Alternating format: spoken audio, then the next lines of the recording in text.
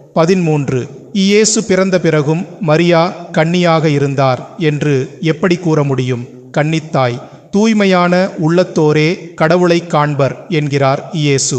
அப்படியெனில் மனித உருவில் தோன்றிய இறைமகனை கருத்தாங்கிய கன்னி மரியா உடலிலும் உள்ளத்திலும் எத்துணை தூயவராக இருந்திருக்க வேண்டும் என்பது சொல்லித் தெரிய வேண்டியதில்லை. இயேசுவின் தாய் மரியாவுக்கும் யோசேப்புக்கும் திருமண ஒப்பந்தம் செய்யப்பட்டிருந்தது. அவர்கள் கூடி வாழும் முன் மரியா கருவுற்றிருந்தது தெரிய வந்தது. அவர் தூய ஆவியால் கருவுற்றிருந்தார்.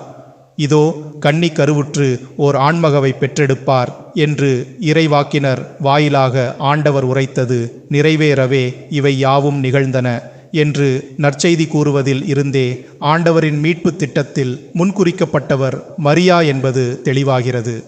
கன்னி மரியாவின் வயிற்றில் இயேசுவின் உடலை உருவாக்குமாறு தூய ஆவி அவரில் குடிகொண்டிருந்ததால் அவர் ஆவிக்குரிய இயல்பை கொண்டிருந்தார். தூய ஆவியின் ஆலயமாகவும் இறைமகன் இயேசுவின் தாயாகவும் திகழ்வது மரியாவுக்கு கடவுள் அளித்த தனிப்பட்ட அருள்கொடை ஆகும்.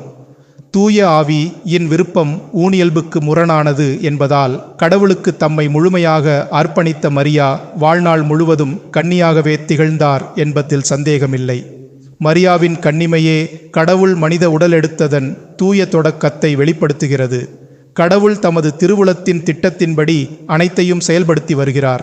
அவரது தீர்மானத்தால் முன்குறிக்கப்பட்டு கிறிஸ்து வழியாய் அவரது உரிமை பேற்றுக்கு உரியவராக மரியா திகழ்கிறார். மரியாவின் வாழ்வு கிறிஸ்துவோடு இணைந்து கடவுளிடம் மறைந்திருக்கிறது. கிறிஸ்து இவ்வுலகில் மனிதராய்த் தோன்றுவதற்காக மரியாவும் அவரோடு மாட்சி பொருந்தியவராய்த் தோன்றினார்.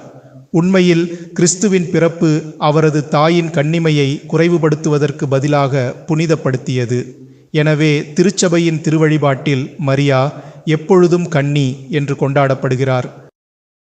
உயிர்த்த இயேசுவின் அன்னையும் எங்கள் பாதுகாவலியுமான தாயே, நாங்கள் குறைந்த விசுவாசம் உள்ளவர்களாக இருக்கிறோம் என்பதை நீர் அறிவீர். கானாவூர் திருமணத்தில் ரசம் குறைந்தபோது பரிந்து பேசி நல்லுதவி செய்தது போல் எங்களுக்காக இன்று பரிந்து பேசி அருள் பெற்று தருவீராக.